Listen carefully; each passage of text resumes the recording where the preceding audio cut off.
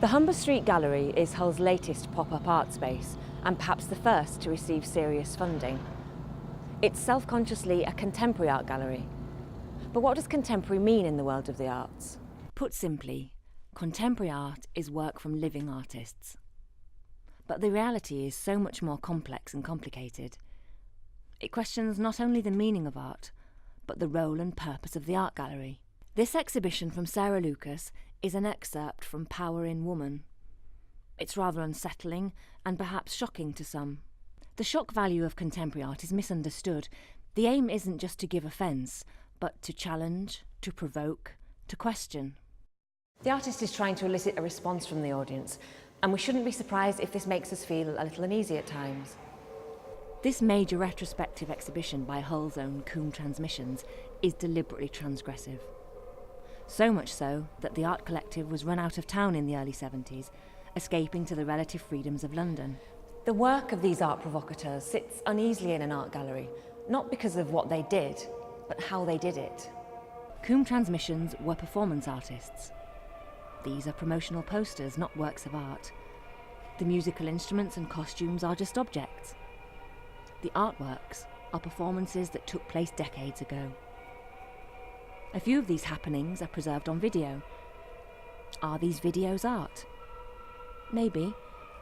But is a film of a theatre performance the same as watching the play live? An essential part of this performance is that it was done in the street to unsuspecting shoppers.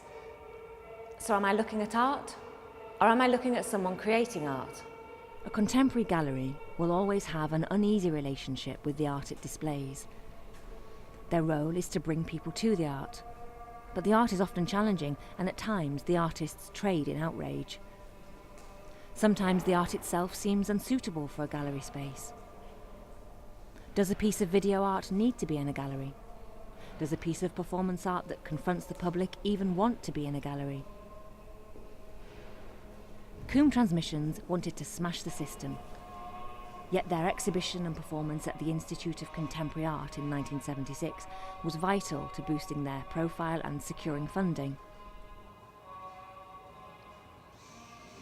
They relied on Arts Council funding, and if this correspondence is anything to go by, sent the Arts Council abuse-laden letters justifying their grant requests.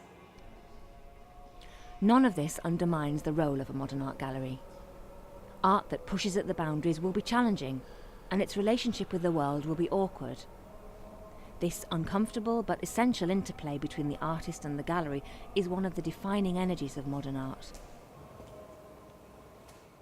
This essential piece of Hull public art started life as a drunken prank and was transformed into a sailor's landmark. Eventually, it became the icon of the lost fishing industry. This is accidental art.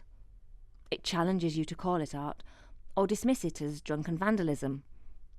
Or maybe it doesn't care what you think. It was never supposed to be in an art gallery, and yet here it is.